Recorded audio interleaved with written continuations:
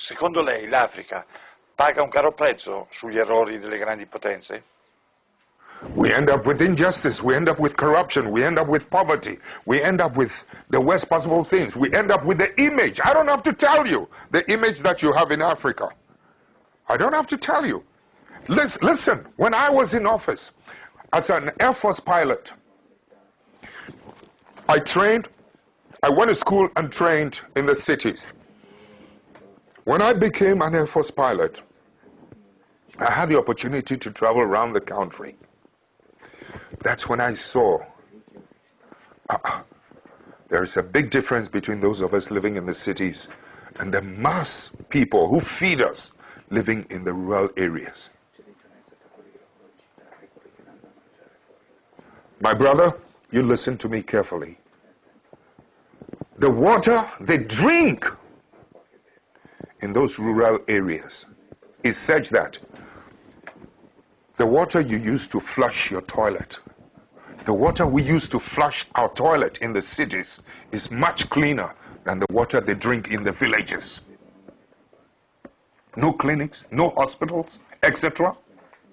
No headache, no needles to even sew their clothes.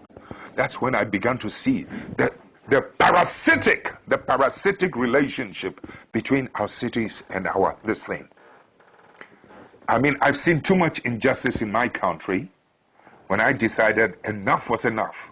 When some of us began to decide that something has to be done about it. When we emerged into political office, you know something? Electricity used to be limited to only 27% of the country.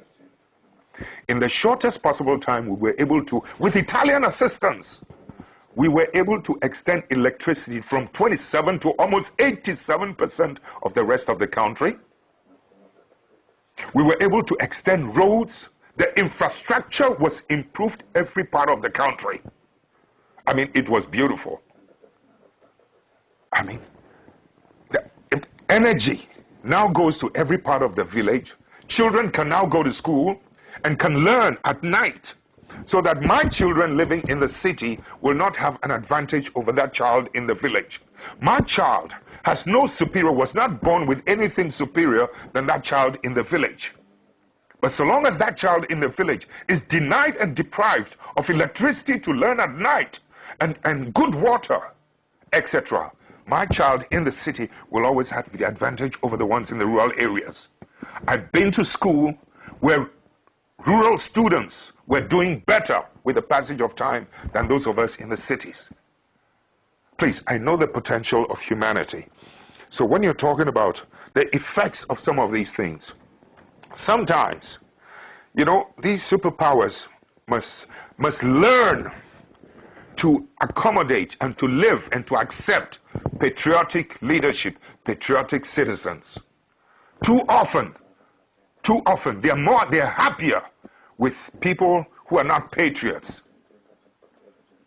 But you, in Europe, excuse me, don't get angry, you never seem to know the role that some of your bad businessmen, you have good businessmen, and I respect them, but some of your bad businessmen are always doing bad things on our continent. And it's our people who suffer. This kind of thing must stop. Your governments must begin to wake up to help us, to help to police and to maintain the integrity of economic policies and economic practices in my country. Your country must help us to protect the judiciary in my country.